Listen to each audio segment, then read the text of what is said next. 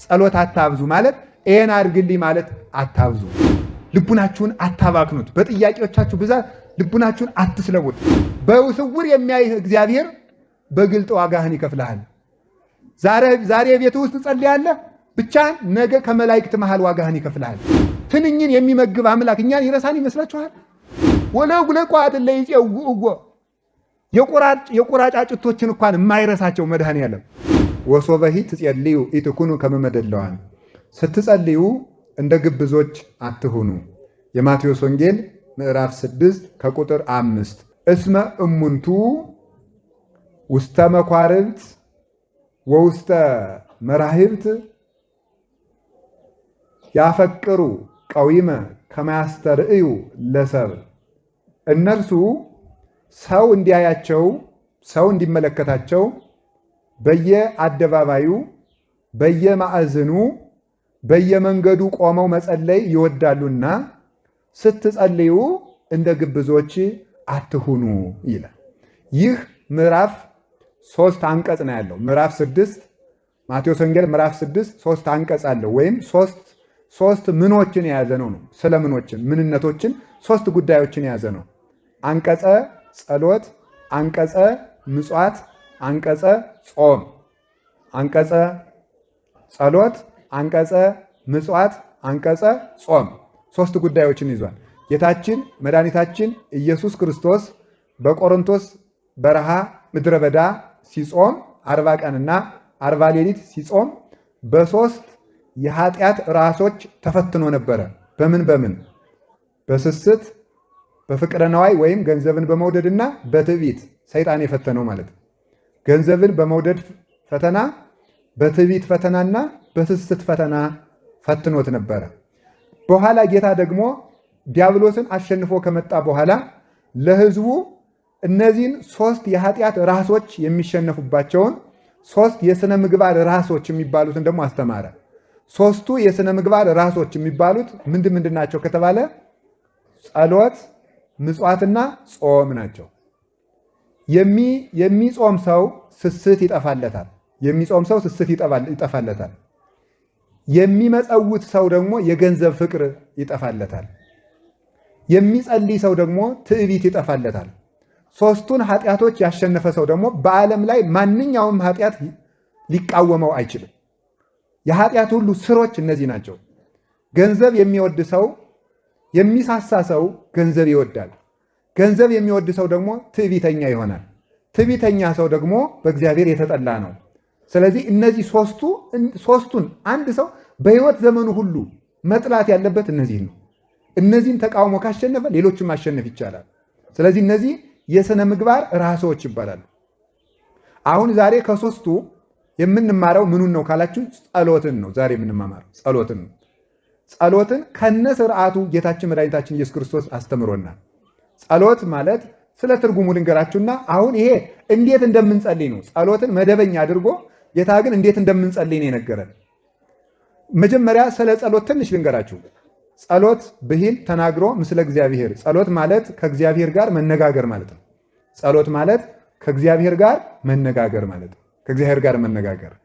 ሰው ሲጸልይ ከእግዚአብሔር ጋር ይነጋገራል። ስንጸልይ ፊት ለፊታችን እግዚአብሔር አለ። እግዚአብሔርን እያነጋገርን ነው።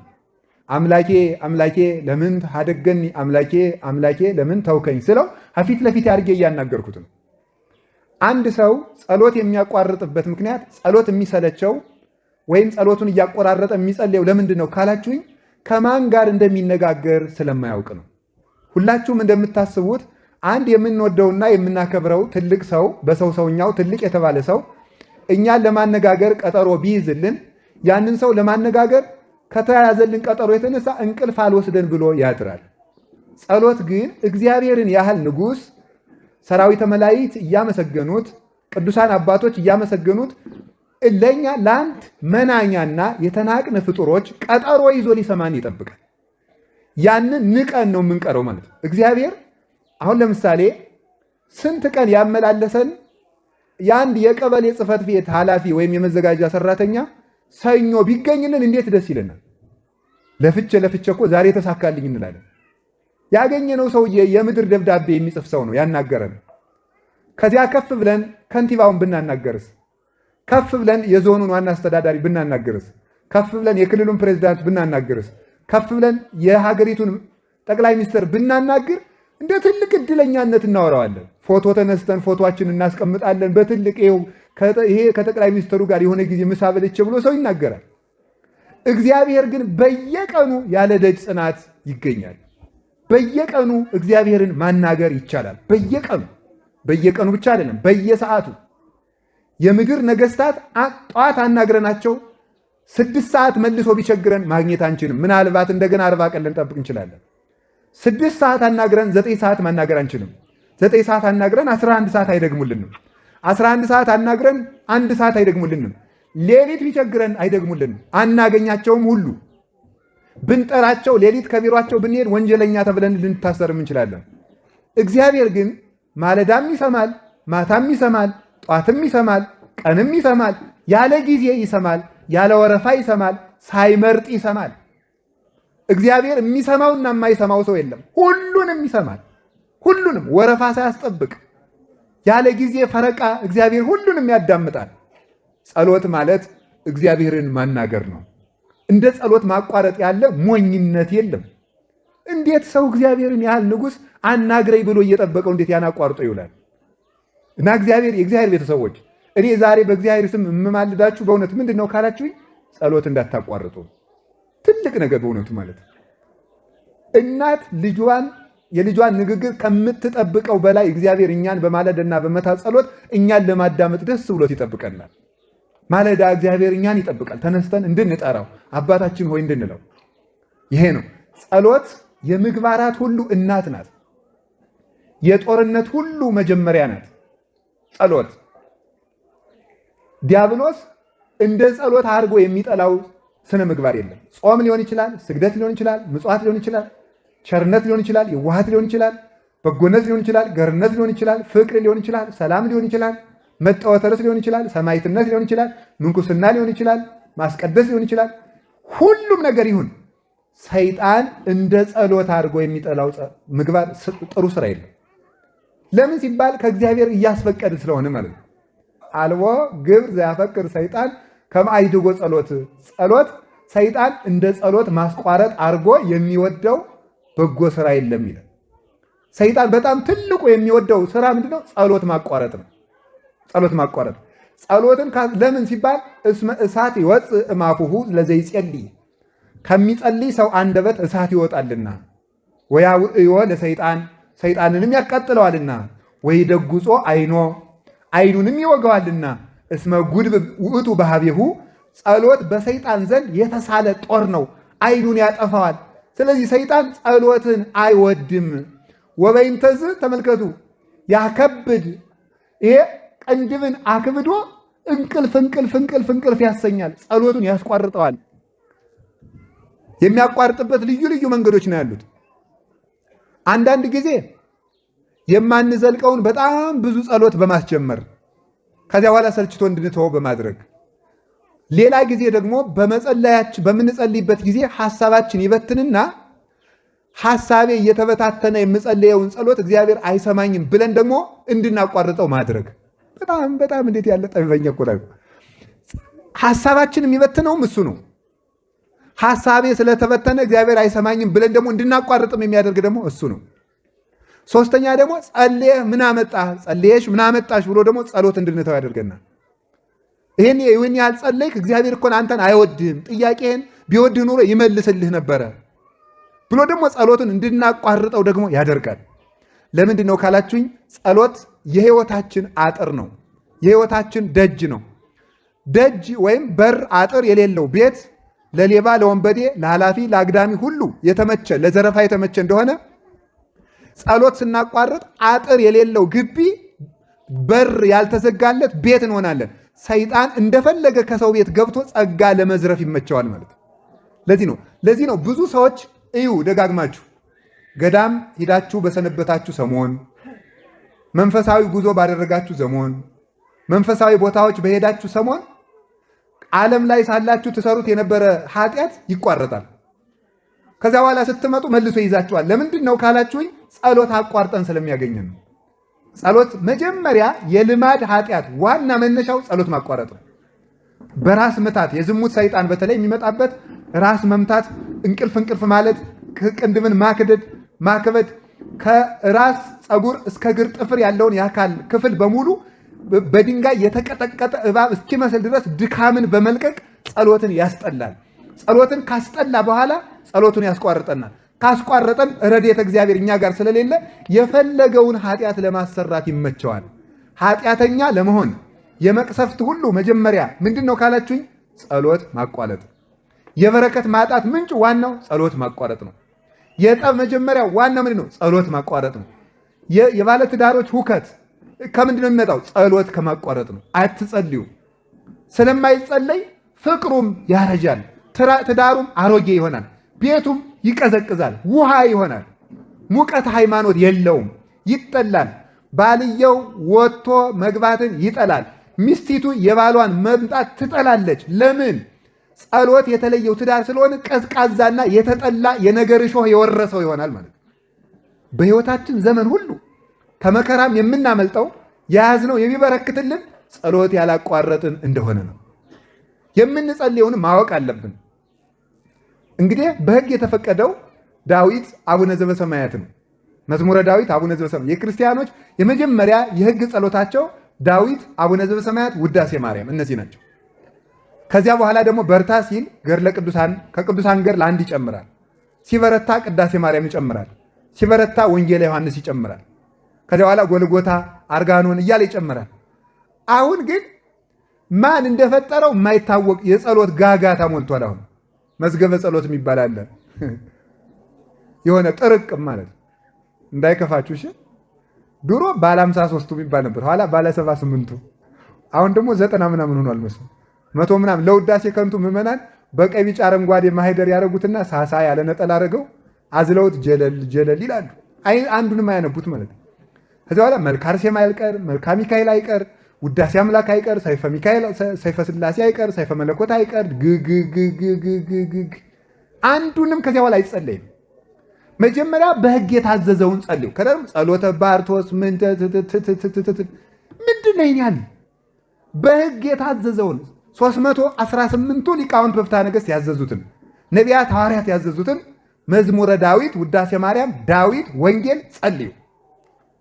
አሁን ከዛሬ ጀምሮ ሁላችሁም ዳዊት ይኖራችኋል። ከቃሉ ጋር ናችሁ። እግዚአብሔር ከሁላችን ጋር ይሁን። ስለዚህ ሁላችሁም ከዛሬ ጀምሮ መዝሙረ ዳዊት ሊኖራችሁ ይገባል። መዝሙረ ዳዊት የሌለው ክርስቲያን አይደለም። እዩት። ስርዓት ምን ያስተምርናል ካላችሁ ገድለ ቅዱሳን፣ ስርዓተ ቤተክርስቲያን። አሁን ይኸውላችሁ ተክሊል ሲፈጸም ዳዊትና ውዳሴ ማርያም ነው የሚደገሙ፣ ምንም አይደለም ሌላ። ወንጌል አለቀ። እሺ ክርስትና ሲነሳ ዳዊት ውዳሴ ማርያም ነው የሚጸለየው፣ ወንጌል ነው የሚጸለየው። ሙታን ሲፈቱ ዳዊት ውዳሴ ማርያም፣ ወንጌል ነው የሚጸለየው። ምን የትኛውም ስርዓተ ቤተክርስቲያን ካህናት ዲያቆናት ሲሾሙ ዳዊት ውዳሴ ማርያም፣ ጸሎተ ቡራኬ ሁሉ ዳዊት ውዳሴ ማርያም። ካህኑ ቅዳሴ ከመግባቱ በፊት ቅድመ ግባተ መንጦላይት የሚባል ጸሎት አለ። ከመቅደስ ገብቶ ከመጸለዩ በፊት ወጥቶ ቅድስቱ ላይ ሆኖ መብራት ይዞ መስቀል ይዞ ህዝቡ ፊቱን ወደ ህዝቡ አዙሮ የሚጸልየው ጸሎት አለ። ዳዊት ነው፣ መዝሙረ ዳዊት ነው። በየትኛውም ጉዳይ የሚጸልየው ምንድን ነው ካላችሁ መዝሙረ ዳዊት ነው። በየትኛውም ነገር ውስጥ ማለት ነው።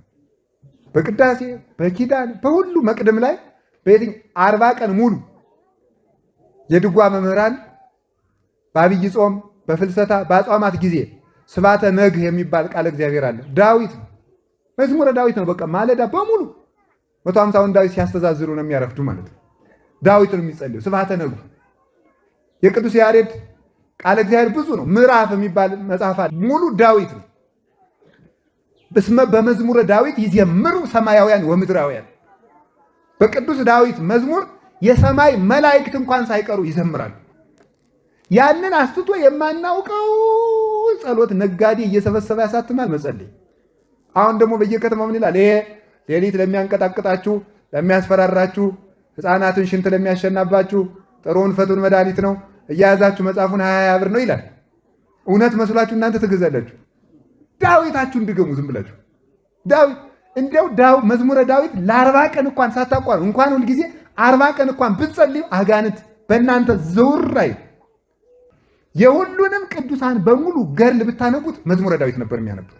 መዝሙረ ዳዊት፣ አቡነ ዘበሰማያት፣ ውዳሴ ማርያም፣ ቅዳሴ ማርያም። ይሄ ነው ጸሎት ማለት። አሁን ከዛሬ ጀምሮ የምትጸልዩዋቸውን ጸሎች ቁጭ አድርጓቸው። የሕጉን ያዙ። የሕጉን ያዙና ሌላ ትጨምራላችሁ። ስለዚህ የሕጉን ያዙና መዝሙረ ዳዊትና ውዳሴ ማርያም ላለማቋረጥ ለራሳችሁ ቃል ግቡ። ከዛሬ ጀምሮ ነገ ጧት ሁላችሁም መዝሙረ ዳዊት እንድትገዙ። መዝሙረ ዳዊት ሁላችሁም የሰንበት ትምህርት ቤቱም ሱቅ አለው አይደል? ዳዊት አለው አለ። እዚያ ግዙ። ከሌላችሁ አምጡ። ከሌላችሁ እናንተም ባህር ዳር ዳችሁ አምጡ። ሰሞኑን እስከሚቀጥለው ሳምንት መንፈሳዊ ፕሮጀክት ምዕመናን እየሰማችሁ ነው።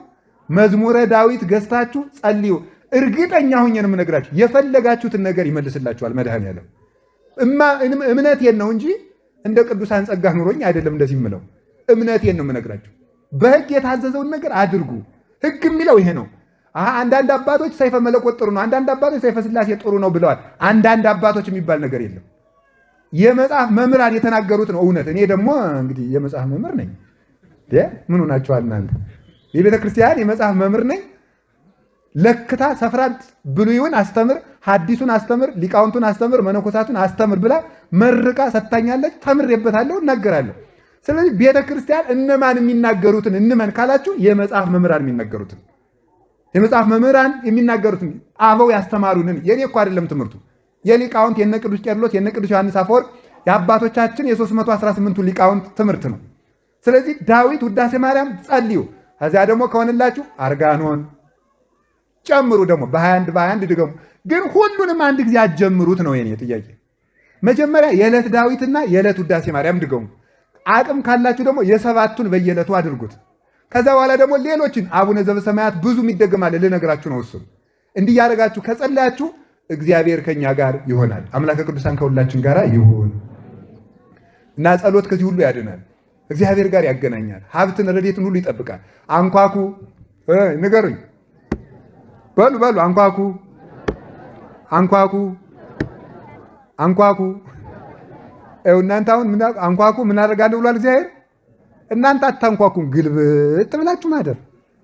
አንኳኩ ማለት ጸልዩና የስጦታ በር ልክፈትላችሁ ብላችሁ የለም አላንኳኳም ብላችሁ ተገንድሳችሁ እንደ ግንድ ታድራላችሁ።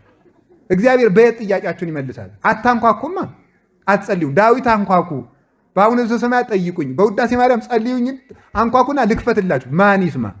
ዝም ብሎ ወደ ጠንቋይ መሮጥ የሚሮጥ ማንኳኳት ሲያቅተው የእግዚአብሔር ደጅ የሚያንኳኳው ጠፍቶ አገር ላገር ጠንቋይ አውደ ያህጉሩ ረሲያን ወበከመ ልዕልና ከሰራይኮሙ ለደቂቀ እጓለ እመሕያው ይላል ቅዱስ ዳዊት። የሰው ልጆችን አንተ በልዕልና በጌትነትህ በዚህ ይደሩ፣ በዚህ ይደሩ፣ በዚህ ተሰሩ፣ በዚህ ተጠቀሙ ብለህ ጾሙን፣ ጸሎቱን፣ ስርዓቱን ሰርተህላቸው ነበረ። አውደ ያህጉሩ ረሲያን። ዝንጎዎች የሰው ልጆች ግን ያንተን ሕግ ያንተን ስራ ትተው ሜዳ ለሜዳ ይዞራሉ ይላል። ውሃ ያለ እዚህ ማሰሯችን ተሸክመን የምንሮጥ ወደዚያ፣ ሀብት ያለ እዚህ እኛ የምንሮጥ በሌለበት፣ ሳር የሚለቀም እዚህ በጎች የሚኖሩ በበረሃ፣ ውሃ ያለ እዚህ በጎች የሚኖሩ በበረሃ፣ ወርቅ ያለ እዚህ እኛ የምንውል አፈር ላፈር። ይሄ ነው መዋያን አለማወቅ፣ የት እንደሚገኝ አለማወቅ። አሳው ያለ በዚህ እኛ መረባችን የምንጥል በግራ፣ አሳው የሚጠመድ እዚህ። ስለዚህ እውነት የምትጠቀሙበትን መንገድ እወቁት። የምትጸልዩ ከሆነ ሁሉንም ነገር ታሸንፋላችሁ። ድል እንድንነሳ እግዚአብሔር ይርዳን። እንደዚያ ከሆነ አሁን አንድ ነገር ልንገራችሁ። ሰይጣን የሚናገራችሁን ሹክ የሚላችሁን ነገር ልንገራችሁ። ለምሳሌ ሰይጣን ጸሎት የሚያቋርጥ ሰይጣን አንደኛ ምንድነው? ማስመሸት አንዱ ብልሃቱ ነው። ማስመሸት ማታ እስከ 5 ሰዓት ድረስ ጥሩ ጥሩ ፊልሞችን፣ ፕሮግራሞችን እያመጣ ጨዋታዎችን፣ ወጎችን፣ ስልኮችን እያስወራ ማታ በደንብ ያስመሻል። ያስመሻና ኋላ ሌሊት ልነሳ ሲሉት ወዴት? አንዱ ማስመሸት ነው። አንዱ ደግሞ ምን ማለት ጸሎትን እንደ ዕዳ መቁጠር ነው። እንግዲህ ስንቱን ነው የምደግመው ማለት ነው። ያ ሁሉ እንግዲህ የሚያልቅልኝ ጸሎት እኮ አላደረስኩም ብሎ እንደ ዕዳ መቁጠር። እስኪ እንደ ውድ ቅጠር። አሁን ወጣቶች እናውቃቸዋለን እኮ አሁን ልታገቡ ስትሉ እጮኛ ሲኖራችሁ ከዚያች ልጅ ጋር ስትቀጣጠሩ እንዴት ብላችሁ ነው የምትሯሯጡት አይደል? ይቅርታ ቀጠሮ አለብኝ ነው አይደል የምትሉት? ጸሎትን እንደዚያ የእግዚአብሔር የፍቅር ቀጠሮ አድርጉት። እግዚአብሔር አባታችሁ እንደሚጠብቃችሁ አስባችሁ የእሱ ቀጠሮ እንደሆናችሁ ነው ማለት። እንደ ዕዳ አትቁጠሩት። እንደ ዕዳ ስለምንቆጥረው ነው። ሌላው ደግሞ ሐሳቤ እየተበታተነ ብጸልይ እግዚአብሔር አይሰማኝም ለሚለው ሰይጣን ይሰማል፣ እግዚአብሔር ይሰማል። አንድ ነገር ልንገራችሁ፣ 10 የቅድስና ደረጃዎች አሉ። የሰው ልጅ ከ10 የቅድስና ደረጃዎች 4ኛው ላይ ካልደረሰ ሐሳቡ ሳይበተን መጸለይ አይችልም። እኛ ደግሞ ገና መጀመሪያውን አልጀመርንም። ስለዚህ ሐሳብ ቢበተንብህ አትጨነቅ፣ አትደነቅ። ከዚያኛው ማዕርግ አልደረስክምና ከዚያ ማዕርግ ሳትደርስ ሐሳቤ ለምን ተበታተነብኝ ማለት ትዕቢት ነው። ዝም ብለህ ቢሰማህም ባይሰማህም ቢገባህም ባይገባህም ጸልይ። ጸሎቱ ለአንተ ባይሰማ ለሰይጣን ይሰማዋል፣ ይሸሻል። ለአንተ ባይሰማ እግዚአብሔር ይሰማል። ሌላው ሐሳባችሁ እንዳይበተን ብትችሉ ሁሉንም ሕዋሳቶቻችሁን በጸሎት ጊዜ አሳትፏቸው። በጸሎት ጊዜ ማሳተፍ ማለት ነው እግር ይቁም፣ እጅ መጽሐፍ ይሸከማል። አሁን አንድ ነገር ግን ማናሳትፈው በጣም ውድ የአካል ክፍል አለ። በጸሎት ጊዜ መስራት ያለበት ማን ነው? ጆሮ። እስኪ ጆሮ በሉ እንጂ በሉ። ጆሮ መሳተፍ አለበት በጸሎት ጊዜ። ምን ማድረግ አለበት? በጸሎት ጊዜ የሚሳተፈው እያለ የምንናገረውን በጆሮአችን ማዳመጥ፣ ማዳመጥ ስንሰማው ከዚያ በኋላ በጆሮ የሚገባው ልብን ያስራል። ልብ ከእግዚአብሔር ጋር ይገናኛል። በአፍ የሚወጣው ወደ ጆሮ መግባት አለበት። በጆሮ የሚገባው ልብን ይቆጣጠራል። ልብ ሲቆጣጠር ሐሳብ መበተን ያቆማል ማለት። ስለዚህ ጆሮአችንን ስለማናሳትፈው ነው በጸሎት ጊዜ ሐሳባችን የሚበተነው። ሌላው እምነት ስለሌለን ነው ሐሳባችን የሚበተነው። አሁን ብዙ ጊዜ እንደውም አንድ የፍርድ ቤት ሰራተኛ ምን ብሎኛል? ያልዘጋሁት ፋይል ሁሉ ትዝ የሚለኝ ለጸሎት ስቆም ነው አለ። በቃ ትዝ ይለኛል። የጠፋ ዕቃ ሁሉ በጸሎት ጊዜ ነው አይደል ትዝ የሚላችሁ? የት እንዳለ ማለት። ያልደወላችሁት ስልክ ሁሉ ትዝ ይላችኋል ማለት። ኑሮ ያስጨንቀናል። ማታ ምንድነው የምሆነው? ነገ ምንድነው የምሆነው? ነገ ላይ ተጣልተውኛ ምንድነው የምሆነው? የታገር ግን የምኖረው ምን አይነት ቤት ውስጥ ነው የምኖረው? ይሄ ሁሉ ያስጨንቀናል። እሱ ስለእናንተ ያስባልና የሚያስጨንቃችሁን ነገር ሁሉ በእግዚአብሔር ላይ ጣሉት ብሏል ቅዱስ ጴጥሮስ። ስለዚህ እግዚአብሔር ያውቃል ብላችሁ እኔ ስለ ዛሬ እንጂ ስለ ነገ የሚያገባኝ ነገር የለም፣ እግዚአብሔር ያውቃል፣ እኔ ድርሻዬን እሰራለሁ። አንድ ገበሬ ነበረ እና ምን አሉ ይባላል፣ እኛ ገበሬ ሰውዬ ዝናብ እስከ ሰኔ ግማሽ በላይ ቆይቶ ነበረ እና ሲቆይ ሰውየው ዝም ብለው ዘር ይሰራሉ። ኧረ ተው እባክህን፣ ኧረ ተው አንተ ሰውዬ ቢያንስ እንኳን ዘሩን ለልጆች ቢበሉት ምን አለ ሲባል ምን ብለው መለሱ መሰላችሁ? እግዚአብሔር ዝራ እንጂ ውሃ ቅዳ አላለኝም ብለዋል። እስኪ በሉ እግዚአብሔር ዝራ እንጂ በሉ። ምን አላለኝም አሉ? ውሃ ቀዳ። እኛ ሰውዬ ብቻ በዚያ ችግር ዘመን ጉድ የሆነ አዝመራ አገኙ ይባላል። በእውነቱ ማለት ነው እኛ ሰውዬ ብቻ ማለት ነው። እኛ ድርሻችን እንስራ። የማን ድርሻ ነው? ሌላው የእግዚአብሔር ድርሻ ነው። ባልና ሚስት ተጋብተው የተፈጥሮ ግዳቻቸውን ይፈጽማሉ። ጽንስን አርግቶ አካል ማድረግ የማን ድርሻ ነው? የእግዚአብሔር ድርሻ ነው። የእግዚአብሔር ድርሻ ነው። ስለዚህ እናንተ ጸልዩ፣ ስራ ሳትፈቱ ስሩ፣ የአቅማችሁን ነገር ሰርታችሁ ብሉ። ቀሪውን ለነገ እግዚአብሔር ያስባል። ለነገ በመጨነቅ ዛሬን ማባከን የለባችሁም። ተማሪ እንዴት እንደሚያደርግ ታውቃላችሁ? ሰነፍ ተማሪ የአስኮላው ማለት ነው። የእኛ ቤት የለበትም። የእኛ ቤት የጠራ ነው። የአስኮላው ተማሪ ምን ያደርጋል? ተጋድሞ ይከርምና ፋይናል ፈተና ነው የምትሉት፣ ፋይናል ኤግዛም የምትሉት የእናንተ ሲደርስ ምን ያደርጋል መሰላችሁ? ማጥናት ይጀምራል። ማጥናት ይጀምርና ደግሞ የአንድ ገጽ ግማሽ ያጠናና ገጹን ይቆጥረዋል። 1 2 3 4 ይላል። ከሚቆጥር እኮ 2 ቢያጠና ይሻል ነበር አይደለም? ይኸውላችሁ የሚያጠናበትን ጊዜ ገጽ በመቁጠር ያባክነዋል ማለት ነው። ይሄ ነው ሞኝነት ማለት ነው። ስላላጠናቸው ገጾች እየተጨነቀ የሚያጠናቸውን ገጾች ያባክናቸዋል ማለት ነው። ስለ ነገ በመጨነቅ ዛሬን እናባክናለን። ስለ ዛሬ በመጨነቅ አሁንን እናባክናለን።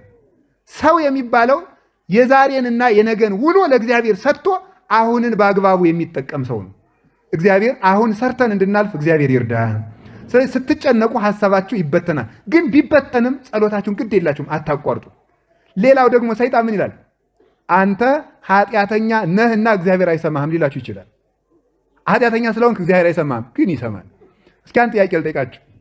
እናት ሕፃን ልጇ ጭቃ ሲያቦካ በጣም ፊት ታቅፋው የምትኖረው ልጅ መዳህ እምቢ ብሎት ብዙ ጊዜ ቢቆይ ለመዳህ በቅቶ ጭቃ አብክቶ ቢመጣ ምን ታደርገዋለች?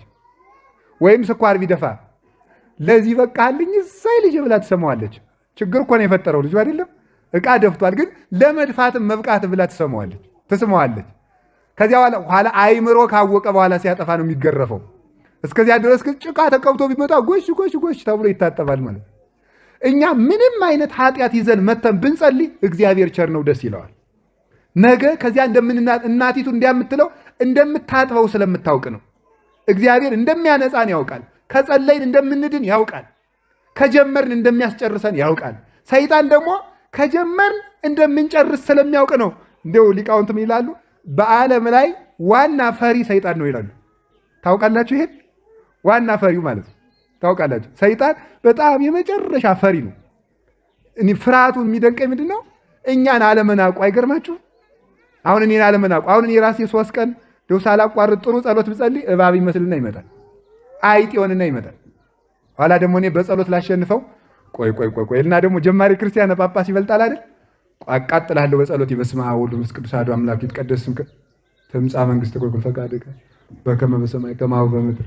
አቃጠልኩት ወይ ማለት ነው። አያልክ እስቲ እንደው ተቃጥሎ እንደሆነ እባቡ ብናርጌ ሰድጄ ይሆን ብለን ማለት ነው እኮ ነው የጀማሪ ጸሎት ማለት ነው። አያችሁ አንድ የቤተ ክርስቲያን አባት ሲናገር ስለዚህ ጉዳይ ምን ይላል? እግዚአብሔርን እያሰብክ በመጸለይ እንጂ ሰይጣንን እያሰብክ በመጸለይ ሰይጣንን ልታሸንፈው አትችልም ይላል። እግዚአብሔርን እያሰብክ ስትጸልይ ግን እባብ ሆኖ ሊመጣ ይችላል፣ ጊንጥ ሆኖ ሊመጣ። ለምንድን ነው እንደዚያ ብሎ የሚመጣ? እንደዚያ ብሎ የሚመጣ ይሄ ሰውዬ ዛሬ 3 ቀን በተከታታይ መጸለይ ከጀመረ 30 ዓመት ሊጸልይ ይችላል። ስለዚህ ሳይደርቅ በርጥቡ ሳይርቅ በቅርቡ አሁን ማስቆም አለብኝ ብሎ እኮ ነው፣ ለማስፈራራት ማለት ነው። በጣም ፈሪ ነው። ኧረ እነዚህ ይሄ ሰውዬ ነገ አደጋ ይሆናል ብሎ ፈርቶ አሁን እንጂ አሁን እንጦንስን በፈተነበት እኔን መፈተኑ ያስቃል እኮ ምን አይነት ደካማ እንደሆነ ወራዳ በእውነቱ ማለት ነው። አሁን እኮ ወታደር አሁን ጀግና ወታደር እኮ ሕፃናት አንተ ወታደር ሌባ ቢሉት አይተኩስም። ይተኩሳል? ስቆባቸው ነው የሚሄደው። ጀግና የሚተኩስ ለጀግና ነው። ሰይጣን ግን ወራዳ ስለሆነ ወደኛ ሁሉ ይተኩሳል። ጀግኖቹማ እንግዲህ እነ እንጦንስ እነ መቃርስ ግንባሩን ብለው ይጥሉታል። እኛንም የማይንቅ ሰይጣን ፈሪ ነው። ፈሪ ስለሆነ ነው እንጂ የሚያስጨንቃችሁ ስለማይዘለቅ አይደለም። አንድ ቀን ቅዱስ እንጦንስ ሲጸልይ አጋንንት በሙሉ ምን ይመጣሉ? እባብ፣ ዘንዶ፣ አንበሳ፣ ጅብ፣ አጋግራ፣ አርጃኖን፣ ነምር፣ አይጥ፣ ጓጉንቸር፣ ዝንብ፣ የውሻ ተርብ፣ በዓለም ያለ ዝሆን ምናምን ሁለው መስለው ተሰብስበው መጡበት። አውቀው እኮ ነው፣ አውሬ አይደለም መስሎ ማለት ነው። ኋላ ቅዱስ እንጦንስ ምን አላቸው? ይሄ የሚያመለክተው በጣም አቅመቢስ እንደሆናችሁ ነው አላቸው። ምክንያቱም ጉልበት ቢኖራችሁ ኑሮ ለእኔ ለእንጦንስ የሚበቃው ጅቡ ብቻ ይበቃኝ ነበረ። አቅም ስለሌላችሁ ግን ብዙ ናችሁ መጣችሁ አላቸው።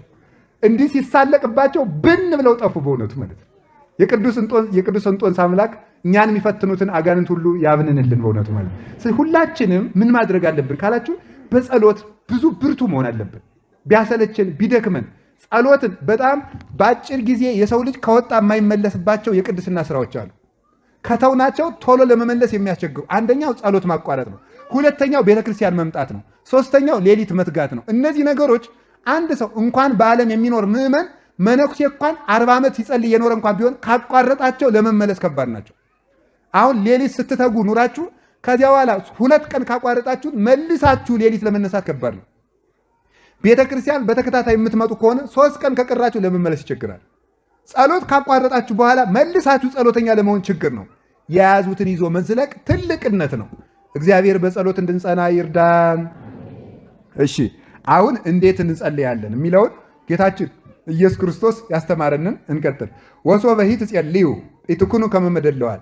ስትጸልዩ እንደ ግብዞች አትሁኑ ይላል። ስትጸልዩ እንደ ግብዞች አትሁኑ።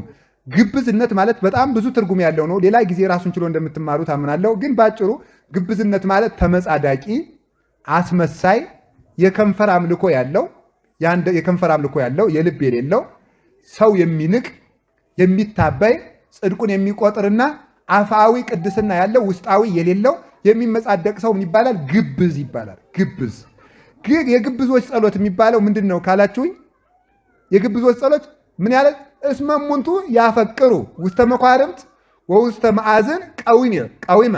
እነዚህ በአደባባይ ቁመው የሚጸልዩ ናቸው። በየአደባባዩ በየመንገዱ ቁመው የሚጸልዩ ናቸው። አሁን አንዳንድ ነዳያንን አይታችሁ ታውቃላችሁ? ሰላም ለዝክረ ስምከ ስመ ማህላ ዘይሄሱ ስለ መድኃኔዓለም በማላ ዘይሐሱ ይልና ስለ መድኃኒዓለም ስለ ኢየሱስ ክርስቶስ ለዳዊት ባሕርየ ከርሱ ስለ መድኃኒዓለም አክሊለ ስመ ከንዘ ይትቀጸል በርሱ ስለ መድኃኒዓለም ይላል። አሁን ያን ጸሎት ማለት ለምን አስፈለገ ነው? ጀግንነቱ ካለ ሌሊት መጸለይ ነው።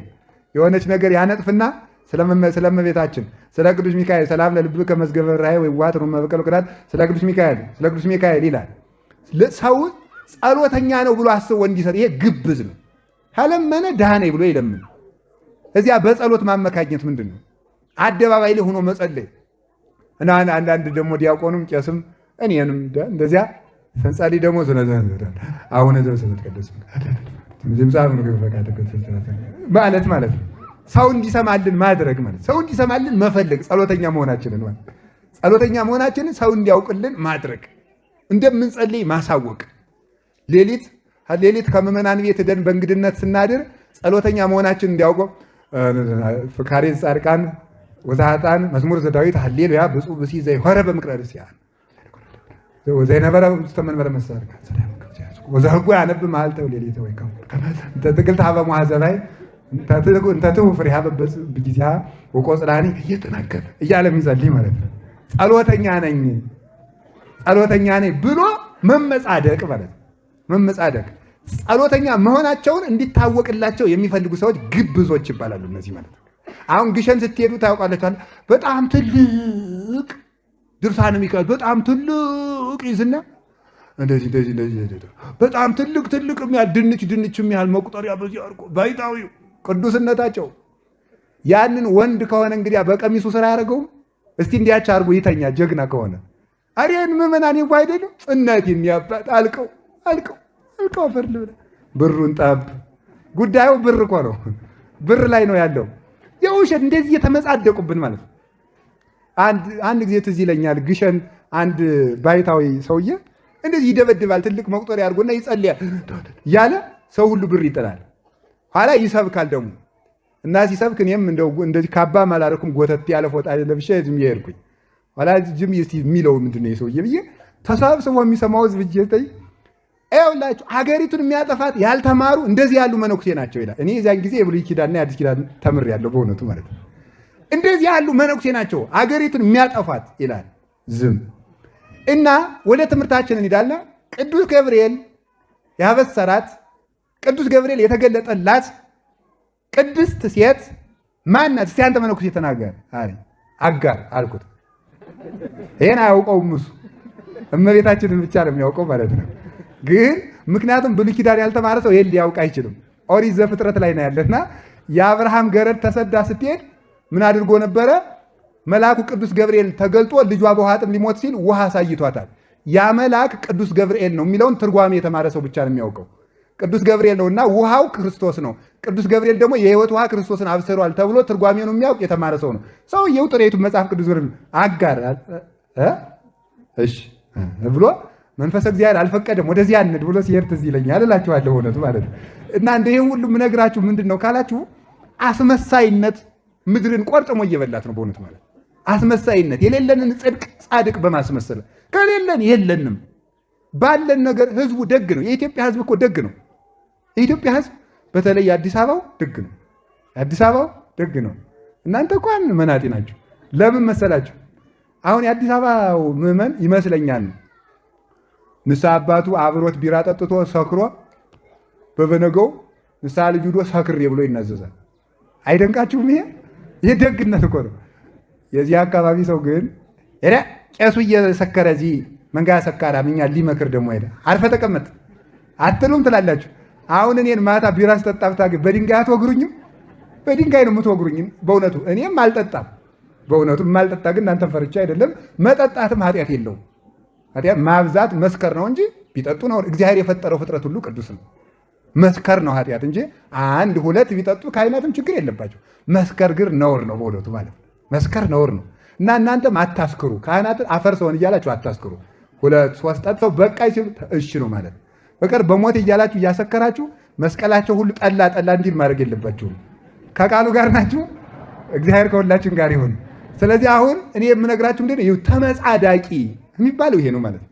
የሚመጻድቅ ጸሎተኛ መምሰል የሚፈልግ በአደባባይ እኔ በአጋጣሚ እንደው ለአንድ ጊዜ ስንት ቀን አወራኋት ኢየሩሳሌም አንድ ቀን ሂጄ በቃ ዝም ዘመን ለፍልፌ ልሞት ነው። አንድ ቀን አንድ ሰው እያሉ አይኑ ዕውር ነበር አሉ እና አይኑ ዕውር ሆኖ አንድ ቀን በራለት። አንድ ቀን በርቶለት ወዲያው ተገልጦ ጥንቸል አየና አይኑ ጠፋ። ከዚያ በኋላ እንዲህ ያለው ነገር ሲያምር ሲባል እንደ ጥንቸሊቱ ነው ይላል። አንድ በቃ ስራው ሁሉ እንደዚህ ያለው እና እኔም ኢየሩሳሌም አንድ ቀን ሂጄ መከራዬን ስንት ቀን ተናገርኳት እና ኢየሩሳሌም ሂጄ ፈሪሳውያን ሲጸልዩ አይቻለሁ። በእውነት አስፓልት ላይ ቆመው ይጸልያሉ። አስፓልቱ ላይ ማለት እዚያ ላይ መጸለይ ነውር ነው። እንደነዚህ አይነት ግብዞችን አትሁኑ። ጸሎተኛ ለመምሰል አትጸልዩ። እግዚአብሔር ለሚያያችሁ ሁናችሁ ጸልዩ። ቤተክርስቲያንም ሲጸለይ ሶስት ቦታዎች አላት ቤተክርስቲያን። መካነ ጸሎት፣ መካነ ተግሳጽ፣ መካነ ምጽዋት ይባላሉ። መካነ ጸሎት የሚባለው አንደኛ አጸዱ ነው፣ ይሄ ዛፉ ማለት ነው። ሁለተኛ ደግሞ ከቅድስቱ ጀምሮ እስከ ቅኔ ማህሌቱ ያለው ነው፣ እስከ መቅደሱ ያለው መካነ ጸሎት ይባላል። መካነ ተግሳጽ የሚባለው ይሄ አውደ ምሕረቱ ትምህርት የሚሰጥበት ነው። መካነ ምጽዋት የሚባለው ጸሪቀ መበለት ውጭ ላይ የሚበላበት ነው። የት ነው? እዚህ ውጭ ነው አይደል? በጣም ጥሩ ነው። ይሄ ጥሩ ነው። እዚህ ጥሩ ተስተካክሏል ማለት ውጭ ላይ አሁን የሰንበት ጸሪቅ የምትቀምሱበት እሱ መካነ ምጽዋት ይባላል። የማይጸለይባቸው ቦታዎች የሚባሉት እነዚህ ናቸው። ምንና መካነ ተግሳጽ ላይ መጸለይ ግብዝነት ነው።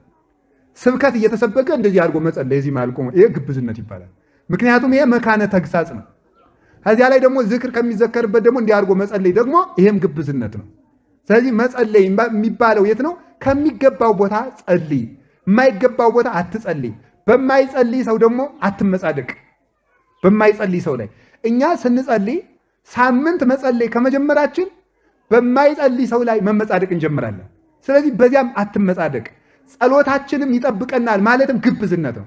እግዚአብሔር እኛ የምንጸልየው እግዚአብሔርን ስለምንወድ ከእግዚአብሔር ጋር ለመነጋገር ከእግዚአብሔር ጋር ለመወዳጀት እንጂ የምንጸልየው የእኛ ጸሎት እኛን ስለሚጠብቀን አይደለም። እንደዚያ ብለን ካሰብን ጸሎት ባቋረጥን ጊዜ ሰይጣን ይመታናል። ምክንያቱም መጀመሪያም ስንጸልይ የነበርነው ጸሎቴ ይጠብቀኛል እያልን ስለነበር እግዚአብሔር ይጠብቀኛል ካልን ግን አሞን ብናቋርጥ እንኳን ሰይጣን በእኛ ላይ ርስት የለውም። እግዚአብሔር ይጠብቀኛል ብለናልና በራሳችን ጸሎት እንጠበቅበታለን ማለት ይሄ ነው። አንዳንዱ ሰው አለ እዚህ መዝሙረ ዳዊት ይሄንን አድርገህ እንትኑን ቆርጠህ ያንን ዘፍዝፈህ ይሄን ሰባት ላይ ቆንጠረህ በዚያ ደግመ ዳዊቱን 3 ጊዜ ደግመ ወደ ምስራቅ ዙረ ቅዳሴ ላይ እንደዚህ አድርገህ ብትጠጣው ፍቱን ውእቱ ይላል። እንደዚህ ያረከው እንደሆነ ይሄ በጣም የተፈተነ ነው ይላል ማለት ይሄ መዝሙር ይሄን ያህል ለዚህ ጥሩ ነው። ውዳሴ ማርያም ይሄን መልካ ኢየሱስ ይሄ ለእንትን ጥሩ ነው ይላል። ደግሞ ይሄ እግዚአብሔርን ጥበቃ ትቶ ያንተ ጸሎት ሊጠብቅ ፈጽሞ አይደለም። የሚጠብቀን ማን ነው? በቸርነቱ ነው። ቅዳሴውን ጸልየን ያን ሁሉ ቅዳሴ ቀድሰን ስንጨርስ ምንድን ነው? በከመ ምሕረትከ አምላክነ ወአኮ በከመ አበሳነ።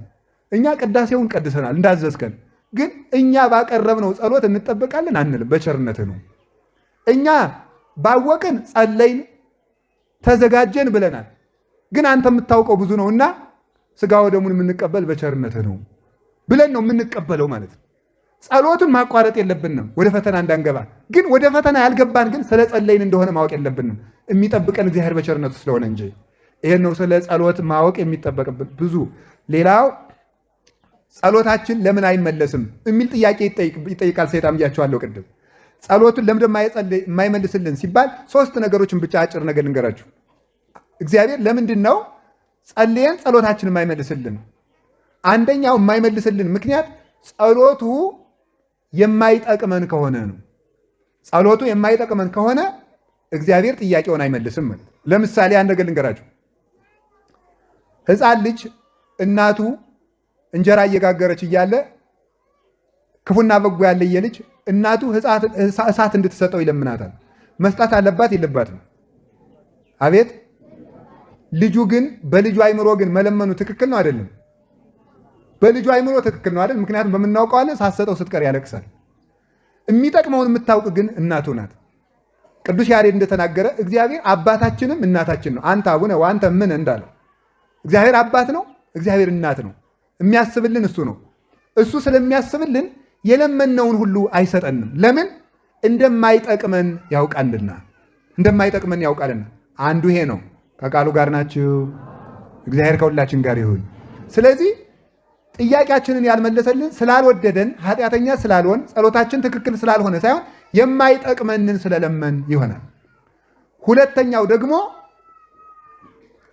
ተላጽቆተ ስኢል ይባላል። እስኪ በሉ ምን አላችሁ?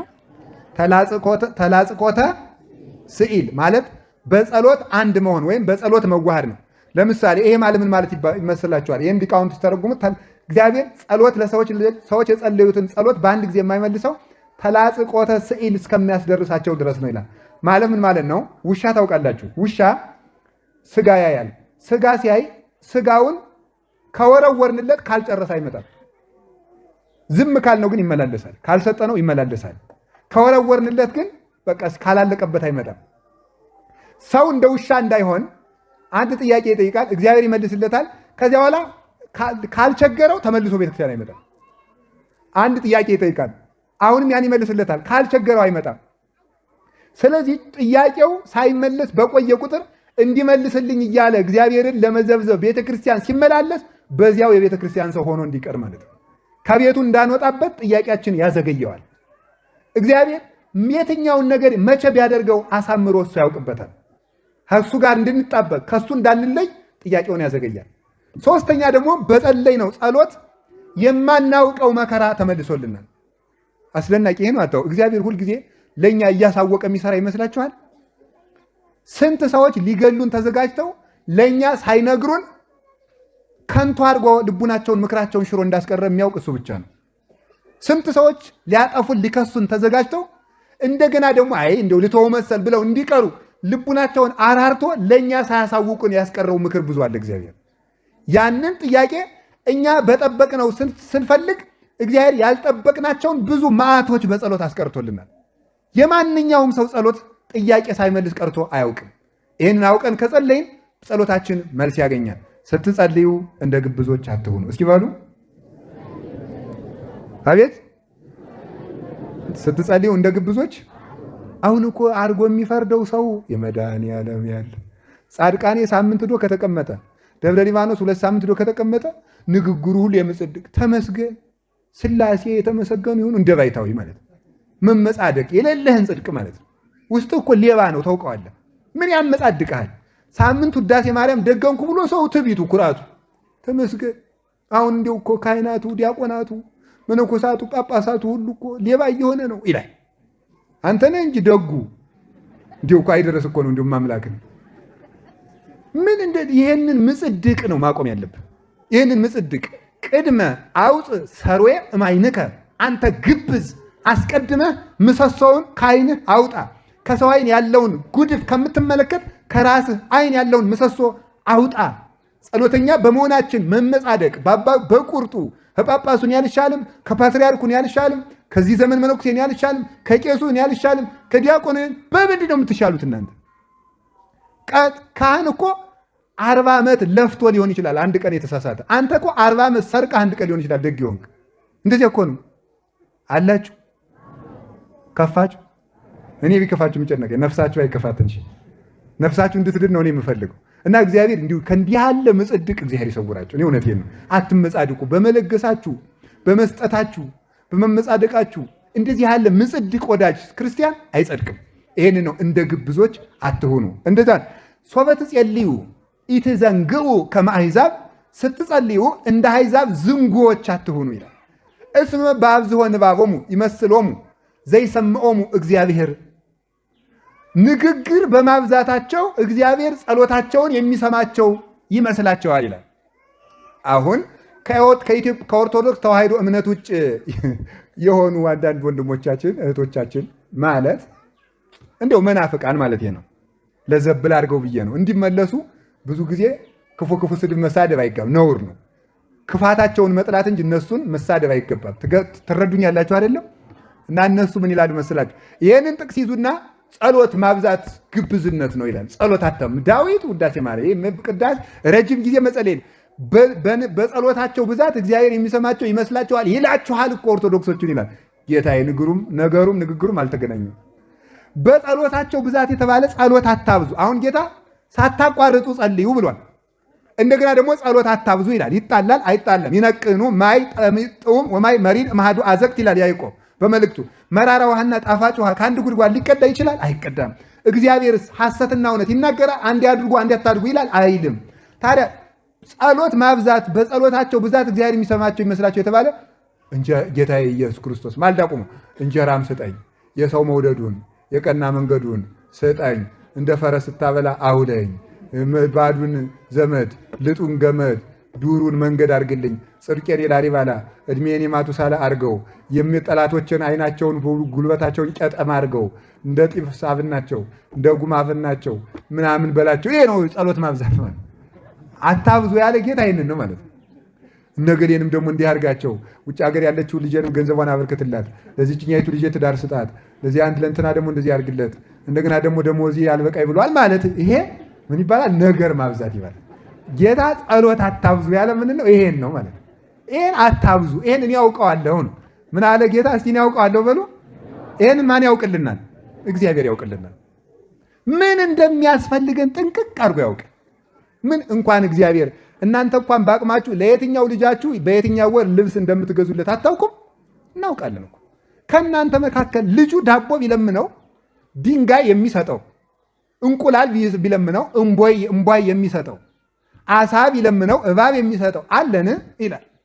የለም። እንኳንስ ሊኖር ልጁ ዳቦ ቢለምነው ደረቁን ለሱ በልቶ ልምልሙን ለልጁ ያጎርሰዋል። አሳ ቢለምነው እንኳን እባብ ሊሰጠው አጥንቱን ለሱ ወስዶ ልምልም ስጋውን ያጎርሰዋል።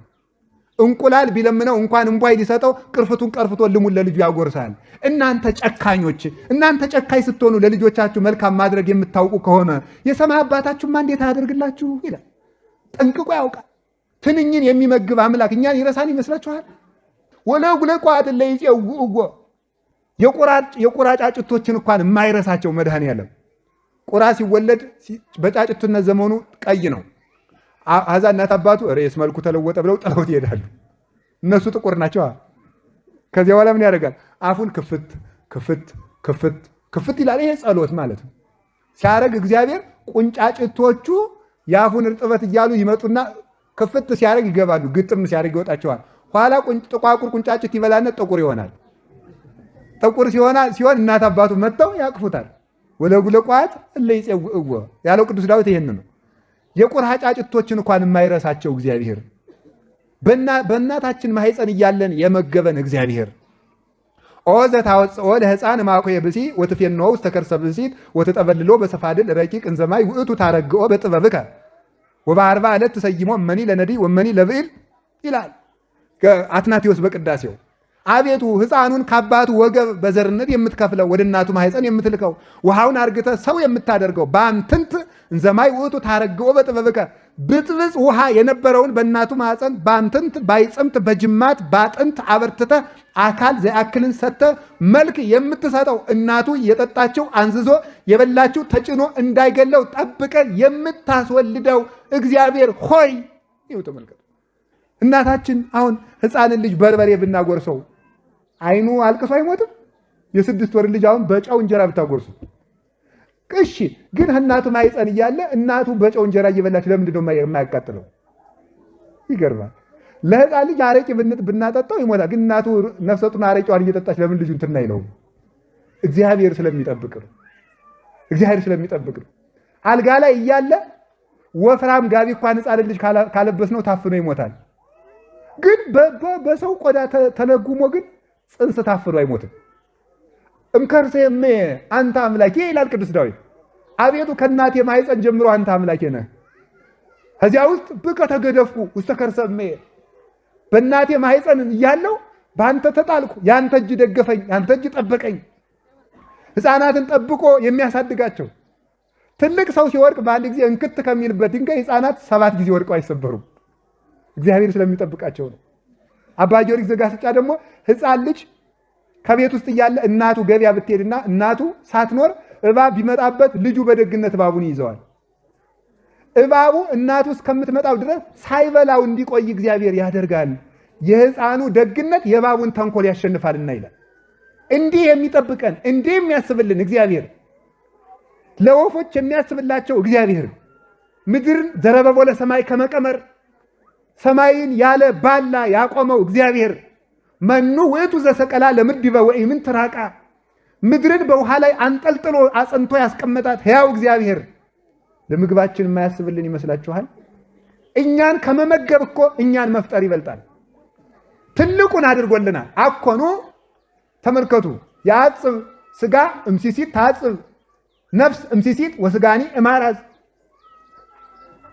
ነፍስ ለምትኖርበት ደም ለሚሆነው ምግብ ከመስጠትማ ልብስ ስጋ የሚለብሰውን ልብስ ከመስጠትማ ነፍስና ስጋን መፍጠር አይበልጥምን? ወበይን ታራዝኒ ምንተ ትብሉ፣ ስለ ልብስ ስለምን ትጨነቃላችሁ? ርዩ ጽጌያተ ገዳም ዘከመ ይልህቁ፣ የምድረ በዳ አበቦችን ተመልከቷቸው። እይፈትኑ አይፈትኑም፣ አይደክሙም። ሰሎሞን ጥቀ ይለብሰ በኩሉ ክብሩ ዘከመሃዱ እምሉ። ሰሎሞን እንኳን በዘመኑ ሁሉ ከነዚህ እንደ አበቦች እንዳንዱ አልለበሰም። ወናሁ ጽጌ ገዳም ዘዮም ሃሎ ወየሰመ ይትወደይ ውስተ እቶነ እሳት ዘከመዝ ያለብሶ እግዚአብሔር እፎ ኪያክሙ ኦ ሕጹጻነ ሃይማኖት። በመስከረም አብቦ ነገ በሳት የሚቃጠለውን ምድረ በዳ እንዲህ ባለ አበባ የሚያለብሰው ከሆነ እናንተ እምነት የጎደላችሁ እናንተንማ እንዴት አያለብሳችሁ? ስጋውን የፈተተላችሁ ደሙን የሰጣችሁ እግዚአብሔር ምድራዊ እንጀራ እንዴት ይነሳችኋል? ስለዚህ ስለምን ትጨነቃላችሁ? ወበይንተ ዝእብለክሙ ይትተክዙን ዘትብሉ ምንተ ንበል ወምንተ ንሰቲ ወምንተ ንትከደን። ስለዚህ እላችኋለሁ ምን እንበላለን፣ ምን እንጠጣለን፣ ምን እንለብሳለን ብላችሁ አትጨነቁ። ወዘንተሰ ኩሎ አሕዛብ ምድረ ዘአፋ ያሐስስዎ። ይህንስ እምነት የሌላቸው አሕዛብም ያስቡታል። የእናንተ ብልጫችሁ ምንድን ነው ብሎ ይናገራል። ስለዚህ እግዚአብሔር ስለሚያስብልን ጸሎት አታብዙ ማለት ይሄን አድርግልኝ ማለት አታብዙ። ዝም ብላችሁ አቡነ ዘበሰማያታችሁን ዳዊታችሁን ውዳሴ ማርያምን ደግማችሁ ቤታችሁን ጸሎቱ ውስጥ ጥያቄያችሁን አቅርባችሁ ስለጨረሳችሁ ማለት ነው። ከቃሉ ጋር ናችሁ። እግዚአብሔር ከሁላችን ጋር ይሁን። አንድ በረሃ ውስጥ የሚኖር ባይታዊ ምን ብሎ ተናገረ? አቤቱ ፈጣሪ ይህንን አድርግልኝ ብዬ ከመጸለይ አድነኝ። እንዲሁ እኮ ይገርማል እኮ ይህንን አድርግልኝ ብዬ ከመጸለይ አድነኝ። እንዲህ አድርግልኝ እንዴት እላለሁ? አንተ እያሰብክልኝ እንዲህ አድርግልኝ ለምን እልሃለሁ ብሎ ይናገራል። ስለዚህ ይሄንን አምኖ እግዚአብሔር ያስብልኛል ብሎ በሙሉ ልብ እንድንጸልይ ስትጸልዩ አትዘንጉ። ልቡናችሁን አታባክኑት። በጥያቄዎቻችሁ ብዛት ልቡናችሁን አትስለቡት። ከቃሉ ጋር ናችሁ። አንተሰ ሶበ ትጸልይ በውስተ ቤትከ ወእፁ ኆኃተከ ወጸልይ በህቡዕ። አንተ ግን ስትጸልይ ቤትህን ዘግተህ ጸልይ። አንተ ግን ስትጸልይ ቤትህን ዘግተህ ጸልይ። ይህንን ስለሚል ብዙ አሁንም ቅድም እንዳልኩት ከኛ ቤተክርስቲያን የወጡት ወንድሞቻችን እህቶቻችን እንዳሉ ቤተክርስቲያን ውስጥ ቆሞ መጸለይ ውዳሴ ከንቱ ነው። ምክንያቱም ክርስቶስ ያለ ቤትህን ዘግተህ ጸልይ ነው የሚል ጥያቄ እየጠየቁ ምዕመናንን ያደናግራሉ፣ መጽሐፍ ቅዱስ ያልተማሩትን። ግን መልሱ ለዚህ ምንድን ነው? ጌታችን መድኃኒታችን ኢየሱስ ክርስቶስ የማህበር ጸሎትን ቤተክርስቲያን ቆሞ መጸለይን ውዳሴ ከንቱ ነው አላለም። ቅድም ከነገርኳችሁ ቦታዎች መጸለይን ነው የተናገረ። እንደገና በአደባባይ አትጸልዩ፣ መንገድ ለመንገድ ከተማ ለከተማ ነው እንጂ ያለ የቤተክርስቲያንን ውዳሴ ከንቱ ብሎት አይደለም። ከቤተክርስቲያን የተረፈውን ከጸሎት ቤታችሁ ጸልዩት እንጂ አደባባይ አትጸልዩ። አንተ ቤትህን ዘግተህ ጸልይ። አንድም ህዋሳትህን ሰብስበህ ጸልይ ማለት ነው። ቤት የተባለ ሰውነትህን ሰብስበህ ጸልይ። ወአብስመ አቡከ ሰማያዊ ያስየከ ክሱተ። በስውር የሚያይህ እግዚአብሔር በግልጥ ዋጋህን ይከፍልሃል። ዛሬ ቤት ውስጥ ጸልያለህ ብቻህን፣ ነገ ከመላእክት መሃል ዋጋህን ይከፍልሃል። ጸልይ በህቡ ያለው ይሄንን ነው። እንዲህ አድርገህ ጸልይ፣ እግዚአብሔር በጎ ዋጋህን ይከፍልሃል። በጎ ዋጋ የምናገኝበትን ጸሎት እንድንጸልይ እግዚአብሔር ይርዳን። አንተ ሙሰ ሶበ ትጸልዩ ከመዝ በሉ። እናንተ ግን ስትጸልዩ እንዲህ ብላችሁ ጸልዩ፣ አቡነ ዘበሰማያት በሉ። አሁን እንግዲህ ማለት ነው በሉ እንጂ በሉ። አቤት እኛ ስንጸልይ እንዲህ ብለን እንጸልይ። እኛ ስንጸልይ እንዲህ ነው። እኛ ስንጸልይ ነው። ቄስም ሲጸልይ ሂዱ አቤት ሂዱ ምዕመናን ይባርካችሁ ይቀድሳችሁ ብሎ አቡነ ዘበሰማያት ይላል እንጂ በቅርብ ቀን ጌታ ኢየሱስ ብሏል መኪና ታገኛለህ፣ ጫማ ታገኛለህ አይልም። እናንተ ስትጸልዩ ምን በሉ ነው ያለ? ጫማ ታገኛለህ፣ መኪና ትገዛለህ በሉ አላለም። ቤት ትገዛለህ በሉ አላለም። እግዚአብሔርን እመን ብሎ አቡነ ዘበሰማያት በሉና እናንተስ የመጣች ሌሎች አሉ ማለት ነው። እንደኛ አድርገው የማይጸልዩ አንትሙሰ ዝም ብላ የመጣች አይደለችም። ይቺ የመጣችው ምንድናት? እናንተ ግን ሌሎቹ እንዲህ ይጸልያሉ፣ ግብዞች ናቸው። እናንተ ግን እንዲህ አድርጋችሁ ጸልዩ። ምን ብላችሁ? አቡነ ዘበሰማያት አባታችን ሆይ በሉ እንጂ። አቤት አባታችን ሆይ በሉ እስቲ። ይሄ እኮ በጣም የሚያኮራ ጸሎት እኮ ነው። እውነት እንደዚህ ማለት እኮ እድል እኮ ነው። አንድ የኤሌመንታሪ ትምህርት ቤት ርዕሰ መምህር ልጅ እኮ በዚያ ሲያልፍ እኮ ይሄ እኮ የርዕሰ መምህሩ ልጅ ነው ይባላል። ይሄ የርዕሰ መምህሩ ልጅ ይሄ እኮ የፖሊሱ የገሌ ልጅ እኮ ነው ይባላል። እኛ የታላቁ የልዑል እግዚአብሔር ልጆች ነን። ደስ ይላል በእውነት ከዚህ በላይ ክብር የለም። አዛኝ እኔ በጣም ነው ደስ የሚለኝ። እግዚአብሔርን አባት ብሎ ከመጥራት በላይ ክብር የለም። እግዚአብሔርን አባት ንጉሳችን፣ ጌታችን እሳት ይውህዝ ቅድሜሁ አይላፍ አይላፋት ይትላክው ይላል ዳንኤል ትንቢተ ዳንኤል ምዕራፍ 11 ላይ እሳት በመንበሩ የሚንቆረቆሩለትን አይላፍ መላእክት እንደ ሻሽ የሚነጠፉለትን እንደ ቅጠል የሚረግፉለትን እንደ ግንድ የሚረበረቡለትን አንተን ማየት አይቻልንም ብለው በክሌ ክነፊሆሙ ይከድኑ ገጾሙ ፊታቸውን የሚሸፍኑለትን በአንተ ፊት መቆም አንችልም ብለው በክሌ ክነፊሆሙ ይከድኑ እግሮሙ እግራቸውን በሁለት ክንፋቸው የሚሸፍኑለትን የትም ብንዞር አንተን አንመረምርም ብለው በክሌ ክነፊሆሙ ይሰሩ አንጻረ ወይብሉ ቅዱስ ቅዱስ ቅዱስ እግዚአብሔር ጸባዖት ፍጹም ምሉ ሰማያት ወምድረ ቅዱሳተ ስብሐቲከ ብለው የሚያመሰግኑለትን አምላክ አባታችን ሆይ ብለን ስንጠራው እንዴት ደስ ይላል። እንዲህ ማለትን ከመውደድ በላይ ምን ፍቅር አለ? እግዚአብሔርን አባት ከማድረግ በቃ ትልቁ ምዕመናን፣ ትልቁ እድላችሁ፣ ትልቁ ክብራችሁ፣ ትልቁ ጌትነታችሁ፣ ትልቁ ሹመታችሁ፣ ትልቁ ሀብታችሁ የእግዚአብሔር ልጆች መሆናችሁ ነው። ይሄን በማግኘታችሁ ብቻ ደስ ሊላችሁ ይገባል። እስቲ አንድ ጊዜ እግዚአብሔር ይመስገን በሉ። ልጆቹ ባሮቹ ለመሆን የማንበቃውን በሉ። ልጆቹ ስላደረገን ማን ይመስገን? እኛ ባለስልጣኖች ነን። በእውነቱ የንጉሥ ልጆች ስለሆን ባለስልጣኖች ነን። የንጉሠ ነገሥት የእግዚአጋይስት የክርስቶስ ልጆች ነን። አባታችን ሆይ ምን አድርጎናል? በምን ወልዶናል? አንደኛ በምን ወልዶናል ካላችሁኝ፣ በምን ነው የወለደን? አንድ በፍጥረት ወልዶናል። በፍጥረት ማለት መፍጠሩ መውለዱ ነው። ልጅ ከአባቱ እንዲገኝ ፍጥረትም ከእግዚአብሔር ስለተገኘ በቀዳማዊ ልደታችን በተፈጥሮ የእሱ ልጆች ነን። ሁለት በምን ወልዶናል? በፍጥረት ወልዶናል። በእናት አባታችን እንድንወለድ ያደረገ እሱ ስለሆነ አሁንም አባታችን ነው። ሶስት በምን ወልዶናል? በዮርዳኖስ ከጥምቀት ወልዶናል። በጥምቀት ልጆች ሆነናል። እናታችን ታቅፋ ወስዳን ወንዶች በ40 ቀን ሴቶች በ80 ቀን ቄሱ በሚታይ ውሃ እያጠመቀ በሚታይ መስቀል እየባረከ የሚታይ ቄስ እያጠመቀን ከማይታዩ ከሥላሴ ተወልደን እንመልሳለን። ትልቅ ረቂቅ ልደትን አድርገን ስንጠመቅ ሕፃኑ ልጅ ምን የሀብታም ልጅ ቢሆን ራቁቱን ነው ከነ ልብሱ ነው የሚጠመቅ? ንገሩኝ። ለምንድን ነው ካላችሁኝ፣ ክርስቶስን ሊለብስ ስለሆነ እኮ ነው። ጥምቀት ላይ ሰው አውልቆ የሚጠመቀው ክርስቶስን ሊለብስ ነው። ሴቶች ካደጉ በኋላ ለአቅመ ሔዋን ከደረሱ በኋላ በሌላ እምነት ኑረው ሊጠመቁ ሲመጡ ከራሳቸው ላይ ቀለበት ቢኖራቸው፣ ከእጃቸው ላይ ቀለበት ቢኖራቸው፣ ሴቶች ጌጥ ወዳጅ አይደሉ? ብዙ ጌጣጌጥ ቢኖራት አውልቃ ነው የምትጠመቀው። ወርቁንም ቢሆን ምን ማለቷ ነው ይሉና ፍትሐ ነገሥት ላይ ሲተረጉሙታው የኔ ጌጥ ክርስቶስ ነው ማለቷ ነው። የኔ ገንዘቤ ክርስቶስ ነው፣ ልብሴ ክርስቶስ ነው ለማለት ነው። እንዲህ አድርጎ ወልዶናልና በምን ይወልደናል ካላችሁ ደግሞ አሁንም በትምህርት ይወልድናል። ወአነ ወለድኩክሙ በትምህርተ ክርስቶስ እንዳለ ቅዱስ ጳውሎስ በወንጌል የወለደን ክርስቶስ ነው። እንደገና ደግሞ በምን ይወልደናል? በንስሐ ይወልደናል። ንስሐ ማህፀን ናት። አረጋዊ መንፈሳዊ ምኑ ላይ ይናገራል? አካል የሌለውን የወንድ ዘር ከሴቶች ማህፀን አካል ይዞ እንደሚገኘው ሁሉ ሰውነቱ በኃጢአት ሽባ የሆነበት ሰው ከንስሐ ማህፀን እንደገና ቅዱስ አካል ይዞ ይወለዳል። እርኩስ የነበረው ቅዱስ ይሆናል። ዘማዊ የነበረው ድንግል ይሆናል። በንስሐ ደግሞ በተክሊል ላግባ እንዳትሉ። ደናግል የሚወርሱትን አንድ ነገር ልንገራችሁ። 3 የማይታወቁ ነገሮች አሉ ይላል ሰሎሞን። የመርከብ ዱካ በባህር ላይ ይታወቃል። መርከቡ ከሄደ በኋላ ዱካው ይገኛል አይገኝም? አይገኝም። እሺ፣ የእባብ ዱካ በድንጋይ ላይ ይገኛል? እሺ፣ የንስር ዱካ በሰማይ ላይ ይገኛል? አይገኝም አትሉም እንዴ እናንተ ሰዎች? ወይ ካገኛችሁ አግኝተናል ብሎ ምንድነው ዝም? አይገኝም? ይገኛል። እሺ፣ አራተኛ ከነዚህ ሁሉ ግን የማይታወቅ የሴት ጠባይ ነው ይላል። አልሰሙም እነሱ። የሴቶች ጠባይ አይታወቅም። በጣም ኃይለኛ ናቸው፣ ረቂቅ። እንዲያውም ጀግና ሰው የሚባል ከሴት ጋር የመኖር ጥበብ የሚያውቅ ሰው ነው። ገብቷችኋል?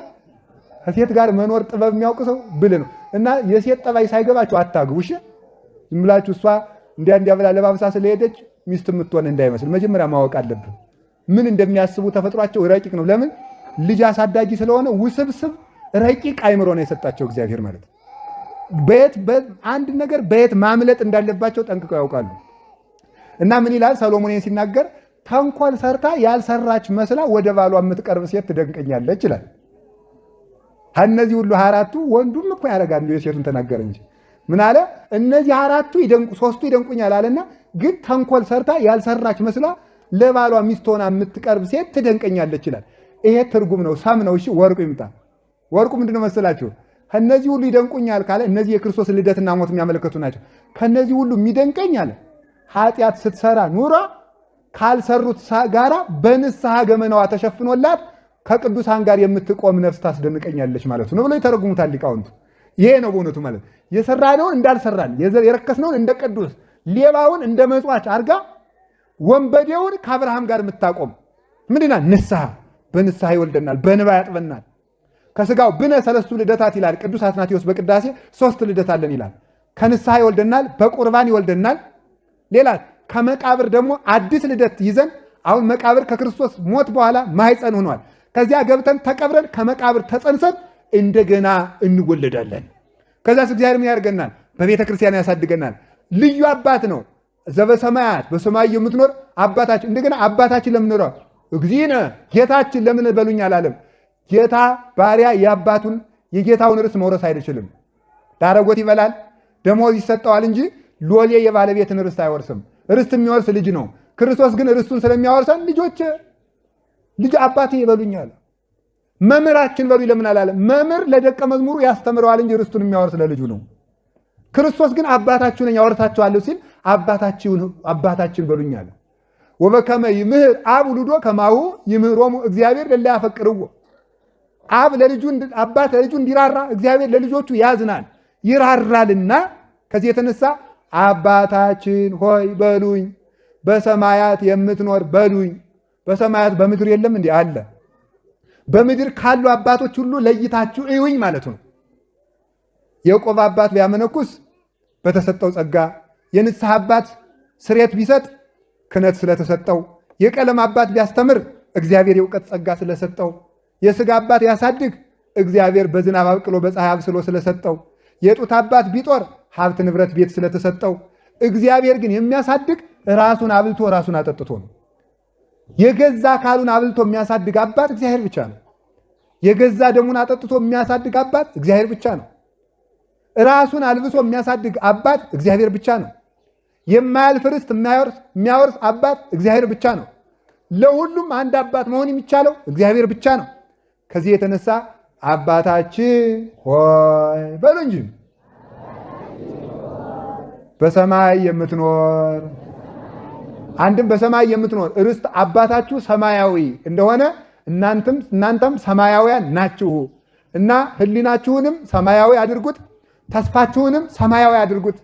የላዩን አስቡ፣ ምድራውያን አትሁኑ። ሕሊናችሁን ወደ ሰማይ ሰብስቡት፣ በሰቂለ ሕሊና ጸልዩ ለማለት በሰማያት የምትኖር አንድም በሰማይ የምትኖር የሚባለው ሰማይ ከፍ ያለ ነው። ልዑል እግዚአብሔር በሉኝ ማለት ነው።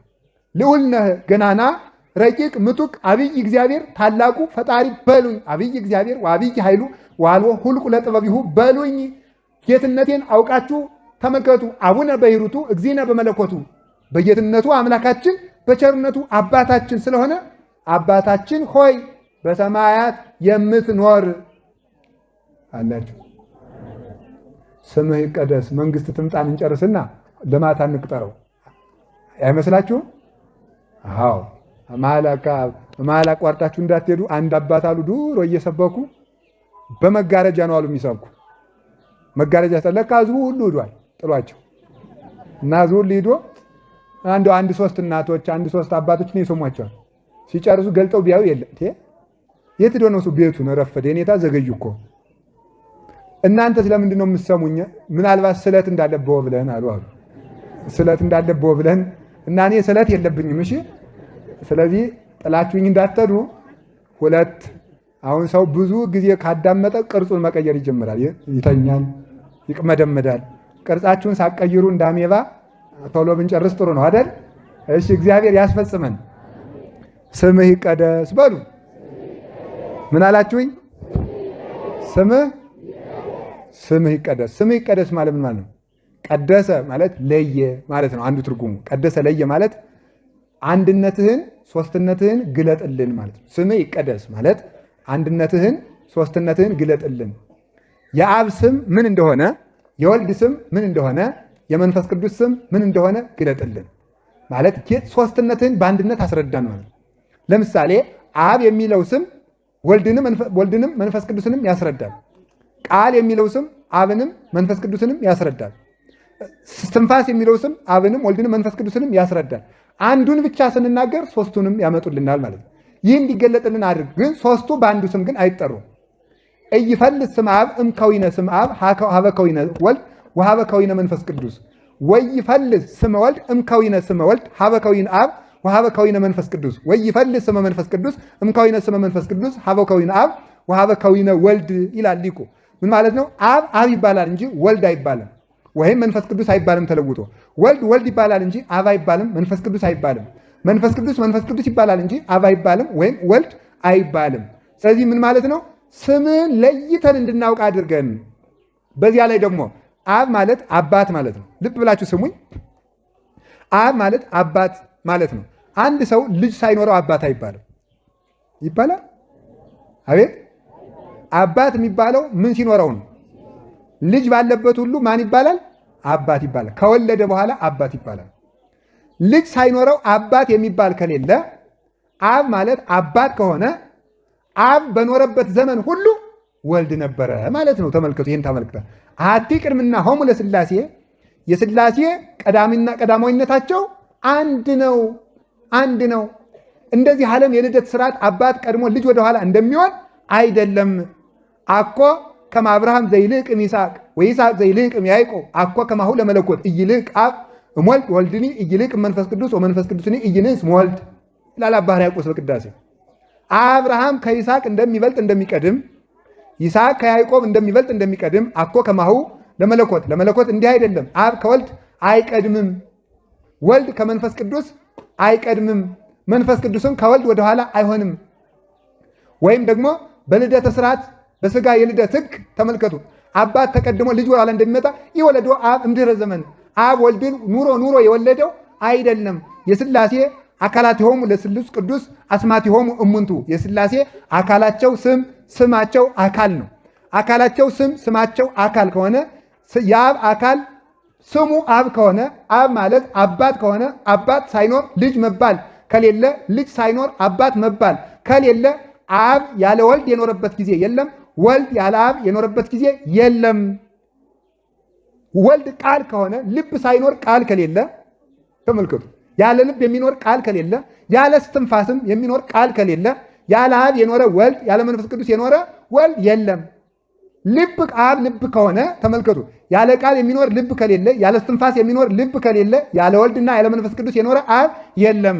መንፈስ ቅዱስ እስትንፋስ ከሆነ ያለ ልብ የሚኖር እስትንፋስ፣ ያለ ቃል የሚኖር እስትንፋስ ከሌለ፣ ያለ አብና ያለ ወልድ የኖረ እስትንፋስ መንፈስ ቅዱስ የለም። ይሃሎ አብ ዘእንበለ ወልድ ወዘእንበለ መንፈስ ቅዱስ ከመ ቅጽበተ ዓይን። አብ ያለ ወልድና ያለ መንፈስ ቅዱስ የዓይን ጥቅሻ ያህል ዘመን እንኳን ተቀድሞ አልኖረም። ወይ ሃሎ ወልድ ዘእንበለ አብ ወዘእንበለ መንፈስ ቅዱስ አሐተ ሰዓተ ወይ ከመ ቅጽበተ ዓይን። የዓይን ጥቅሻ ሰዓት እንኳን ያህል አልኖረም። ወይ ሃሎ መንፈስ ቅዱስ ዘእንበለ አብ ወዘእንበለ ወልድ አሐተ ሰዓተ ወይ ከመ ቅጽበተ ዓይን። መንፈስ ቅዱስ ያለ አብና ያለ ወልድ አንዲት ቅጽበት ያህል እንኳን አልኖረም። ሥላሴ አንድ መንግስት ናቸው፣ ሶስትም አይደሉም። እኔ ልብ አለኝ፣ ቃል አለኝ፣ እስትንፋስ አለኝ፣ ሶስት አይደለሁም። ሥላሴ አብ ልብ፣ ወልድ ቃል፣ መንፈስ ቅዱስ እስትንፋስ ነው። ሶስት አምላክ አይደለም።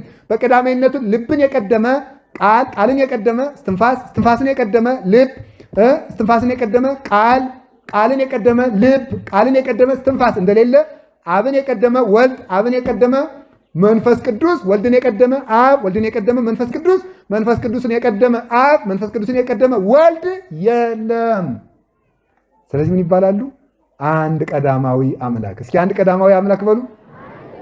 ስለዚህ ምን ይባላል? ኦ አምላክ ዘላለም ቀዳሚ ወዳህሪ ዘአልብ ከጥንት ወይ ተፍጻሜት እንለዋለን። ቀዳማዊ እና ዳህራዊ አምላክ አንተ ነህ ብለን እግዚአብሔርን እናመሰግነዋለን። ይሄንን ግለጥልን ነው። ስምህ ይቀደስ ማለት አብ ማለት ምንድን ነው? ወልድ ማለት ምንድን ነው? ቃል ማለት ምንድን ነው የሚለውን ግለጥልን። ክርስቲያን ክርስቲያን የመጀመሪያ እውቀቱ ይሄን ማወቅ ነው። ይሄንን አውቀን መኖር አለብን። ከዛ አላውቅም መልስ አይደለም። አሁን የዚህ ዘመን ሰው የሚመልስ ሰው አለ። ስብከትና ሲባል አልመጣም። ለምን ነው ሲባል የባሰ አውቄ ሳልሰራው ስለሚፈርድብኝ ይላል። ተንኮላችሁ ደግሞ እግዚአብሔር ደግሞ ታዲያ ያልመጣኸው እንዳይፈረድብህ በተንኮል እንደሆነ አያውቅም? ለምን አልፈጣህም ብሎ ይፈርዳል። እግዚአብሔር ምን ይቸግረዋል? ተምረህ ለምን አልሰራህም ብሎ ይፈርዳል። አልተማርኩ ስትለው ደግሞ አትማርም ኑሯል ይላል። ስለዚህ ሰምጠን አውቀን መጸለይ ያለብን ይሄ ነው። መንግስቱ ማነው? ስምህ ይቀደስ በሉ። ስምህ ይቀደስ በሉ እንጂ በሉ ጨምሩ። ስምህ ይቀደስ። ሌላው ደግሞ ስምህ ይቀደስ ማለት ምን ማለት ነው? በስምህ እንድንጠራበት እንድንቀደስበት ፍቀድልን ማለት። ክርስቲያን በሉ እንጂ ክርስቲያን ማለት ነው የክርስቶስ ገንዘቦች፣ የክርስቶስ አምሳሎች፣ የክርስቶስ ገንዘቦች፣ የክርስቶስ አርአያዎች፣ የክርስቶስ አምሳሎች፣ የክርስቶስ ተከታዮች፣ የክርስቶስ ልጆች፣ የክርስቶስ አገልጋዮች፣ የክርስቶስ በጎች፣ የክርስቶስ ባሮች፣ የክርስቶስ አካሎች ማለት ነው። ስለዚህ በዚህ ስም እንድንጠራ ፍቀድልን፣ በስም እንድንቀደስ ፍቀድልን። እፍረት ዘተሰውጠ ስምከ ይላል መኃልየ ዘሰሎሞን ምዕራፍ 1 ላይ ስምህ እንደሚፈስ ዘይት ነው አለ። ክርስቶስ የሚለው ስም በእኛ ስም ላይ ክርስቲያን ተብሎ ፈሶብን በስሙ እንድንቀደስ በስሙ እንድንጠራ አድርጎናልና ስምህ እንዲቀድሰን እንዲባርከን ፍቀድልን ማለት ነው። ከቃሉ ጋር ናቸው። ሶስተኛ ስምህ በእኛ እንዲመሰገን አድርግልን ማለት ነው። ስምህ በእኛ እንዲመሰገን ምን ማለት ይመስላችኋል? አንድ ሰው በጎ ሲሰራ፣ መልካም ሲሰራ፣ ድንቅ ሲሰራ አባቱን ያስመሰግናል። ማንን ያስመሰግናል? አይዟችሁ ንገሩኝ። አሁን አንዳንድ ሰው እየሰማችሁ ነው። አሁን የአንድ ሀገር ንጉሥ እናት አግኝቼ እንደው መንገድ ላይ አግኝቼ እናቴ ማን ይባላሉ ብላቸው ምንድን ነው የሚሉ? አላወቅም እንዴ የጀግናው የገሌ እናት ነኝ ይላል። የራሳቸውን ስም ትተው አይደል? የራሳቸውን ስም ትተው እኮ ነው። ሰውየውን ደግሞ አግኝቼ ማን ይባላሉ ጋሼ ስላቸው የወዴት ነው ደግሞ አንተ አልሰማህም እንዴ የንጉሱ ልጅ እኮ የንጉሱ አባት እኮ ነኝ ይላሉ። የራሳቸውን ትተው። አያችሁ፣ በጎ ልጅ አባቱን ያኮራል፣ እናቱን ያኮራል። ወልድ ጠቢብ ያስተፌስህ አባሁ ይላል ሰሎሞን። ጠቢብ ልጅ አባቱን ደስ ያሰኛል። ሰው በልጁ ይኮራል። እናንተም በልጆቻችሁ እንድትኮሩ እግዚአብሔር ይርዳችሁ። አሁን የሚኮራ ልጅ ነው ያለ፣ የሚያኮራ ነው የሚያሳፍር ልጅ ነው ያላችሁ። ሌባ ልጅ ግን አባቱ በአፋፍ እንደተቀመጠ በዚያ አበጓድኝ እንደተቀመጠ ሲመጣ ሲያው ይሄ አንተ ልጅ ነው ይላል አይደለም? እንግዲህ ያሳፍራል፣ አንገት ያስደፋል። ልጆቻችሁ እንዳያሳፍሯቸው ቤተክርስቲያን አሳድጓቸው። እሺ በሉ። ቤተክርስቲያን ሲመጡ አንዲት ሴት ልጅ ወልዳ ልጇን ከቤት ጥላ ከመጣች ልጅ እኮ ትልቅ ጸጋ ነው ማምላክት። እንደ ልጅ ያለ ጸጋ የለም። ጥሩ ነው አይደለም? አሁን ከፋስ በጀስን ያውን እዚህ ምለፈልፍላችሁ ብወለድ አይደለም? አዎ እናንተስ እግዚአብሔር የተመሰገነው እና የምትሰሙ ብትወለዱ አይደለም? እና ልደት እኮ የተባረከ ነው። ሰው ክቡር እኮ ነው። ሰው ሲወለድ ሰው እኮ ምጥን ያህል ጀግና የሚያስረሳ ነው። እኔ ይደንቀኛል። ሴቶች በምጣቸው ጊዜ እንኳን ባላቸውን ሲጋቡ የነበሩ ሚዜዎችን ሁሉን የሚያስጠሏቸው ይባላል። በምን ቀን አገባው ብለው ማለት ነው። ምጥ ሲይዛቸው መጽሐፍ እኮ ነው የሚለው በእውነቱ ማለት አይደረስ ነው። እንደ ምጥ ያለ ስቃይ የለም። ሞክረዋል እንዳትሉኝ ነግሬያቸዋል። ምጥ በጣም ከባድ ስቃይ ነው።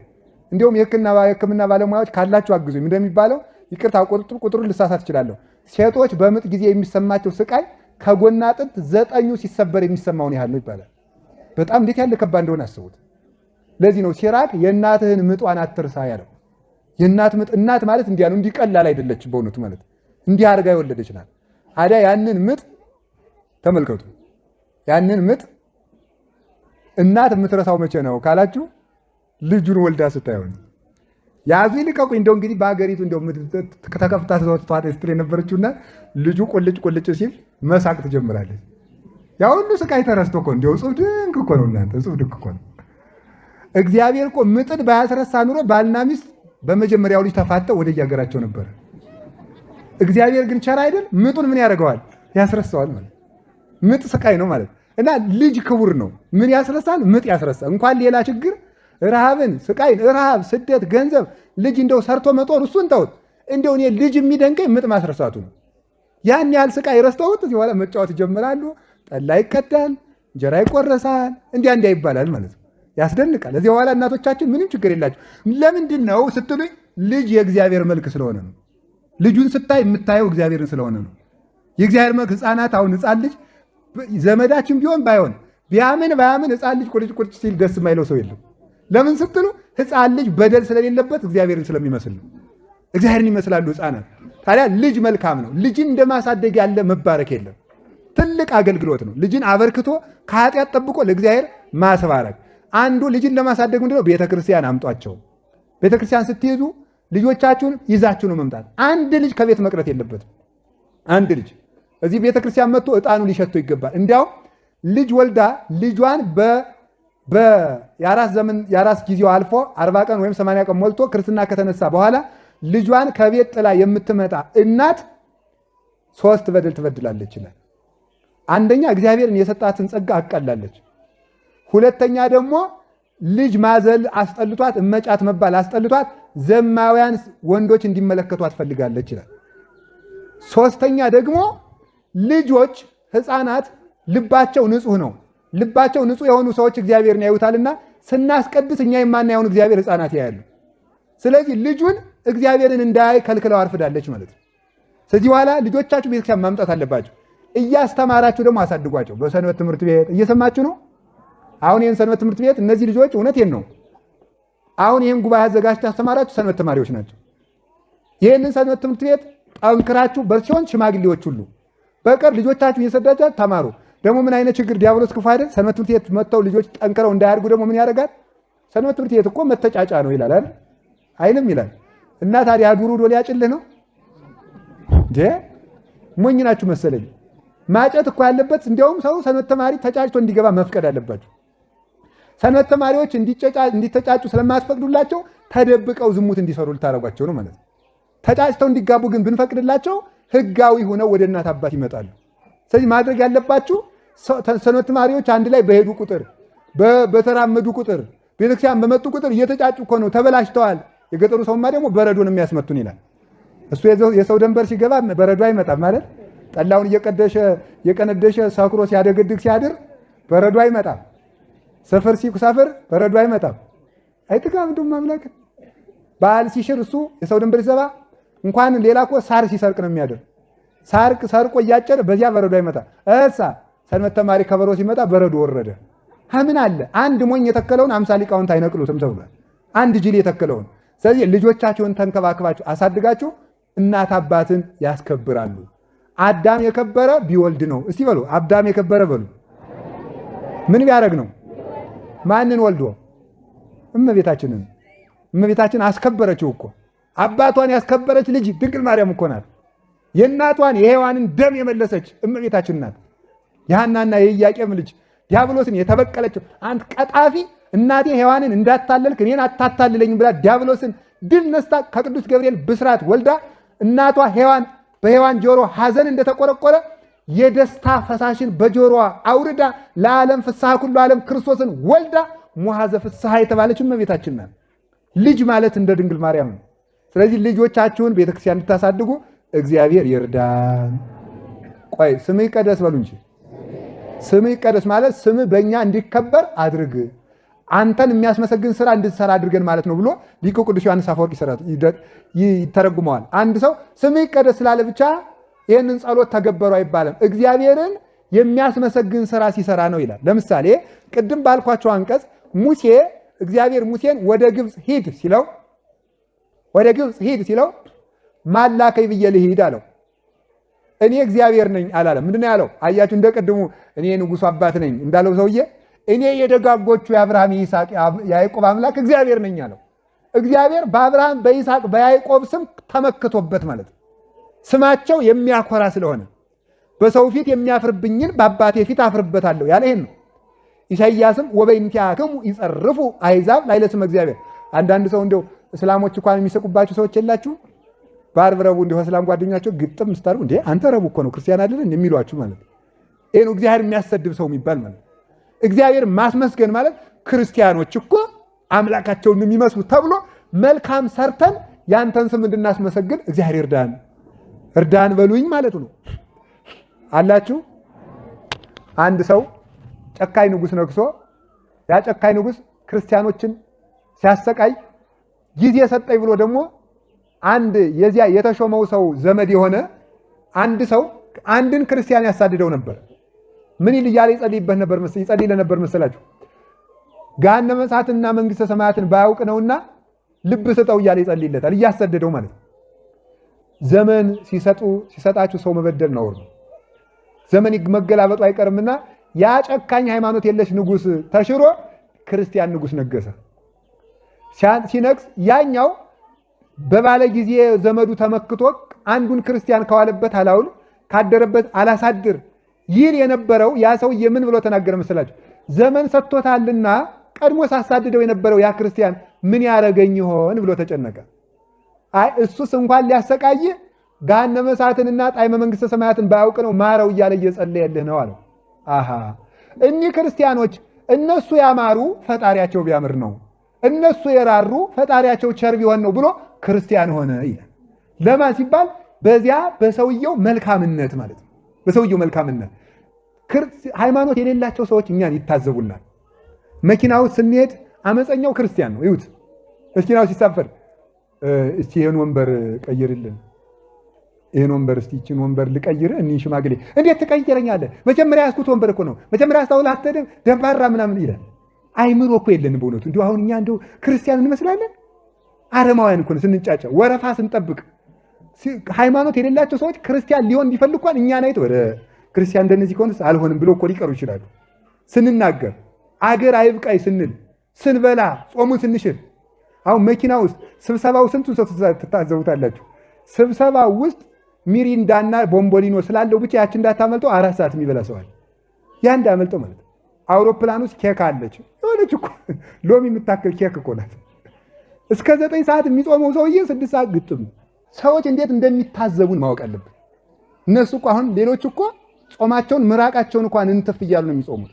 እኛ እንደዚህ አንል ምራቅ ያገድፋል የሚል የለንም። እኛ ግን ሰዎች እኛን እንዳይታዘቡን ወረፋ ስትጠብቁ፣ መብራት ኃይል ሊሆን ይችላል፣ ደሞዝ ስትቀበሉ ሊሆን ይችላል፣ ስትሳፈሩ ሊሆን ይችላል፣ ሌሎች ሰዎች ሊታዘቡ እንደሚችሉ ማወቅ አለባቸው። ገራገር መሆን አለበት። ብልሆች መሆን የምትገባል። እያንዳንዱ እንቅስቃሴያችን እንደ ጨው የተቀመመ መሆን አለበት። ይህን ነው ስምህ ይቀደስ ማለት። እኒህ ክርስቲያኖች እኮ መልካም ናቸው፣ ፈጣሪያቸው መልካም ቢሆን እኮ ነው እንድንባል ስራ ሰርተን ስምህን ለማስከበር ያብቃል፣ አንተን ከማሰደብ ሰውረን ማለት ነው። እንዲሁም አባቶቻችን ይላሉ ክፋት የሚሰራ ሰው እግዚአብሔርን ያሰድበዋል። ምን ብሎ ያሰድበዋል? እኒህ ክርስቲያኖች ኃጢአተኛ የሆኑ ምን ሆነው ነው? ፈጣሪያቸው ኃጢአት ስለሚወድ ይሆናል ተብሎ ይሰደባል። ፈጣሪያቸው ኃጢአት ስለሚወድ ይሆናል። እግዚአብሔር እንዲያፍርብን፣ እግዚአብሔር እንዲከብር በእኛ ላይ በሚሞት ስጋችን ሕያው እግዚአብሔር ከብሮ ዋጋ እንድንቀበል አምላከ ቅዱሳን ይርዳን። መንግስትህ ትምጣ የሚለው ሰንበት ነው። በሰንበቱ መጾምም እንዳይሆን ከሰዓት በሰዓት ኑ 8 ሰዓት እንድትመጡ ከሰዓት እንጨርሰዋለን። እናንተ እንደታገሳችሁ ፀሐይን ታግሳችሁ እንደሰማችሁ እኛም ለእናንተ ማሰብ ስላለብን ይቆየን። እዚህ ላይ ይበቃናል። ፀሐዩን ታግሳችሁ እንደሰማችሁ እግዚአብሔር ከገሃነመ እሳት ያድናችሁ። እግዚአብሔር ያክብርልኝ። ወስብሐት ለእግዚአብሔር።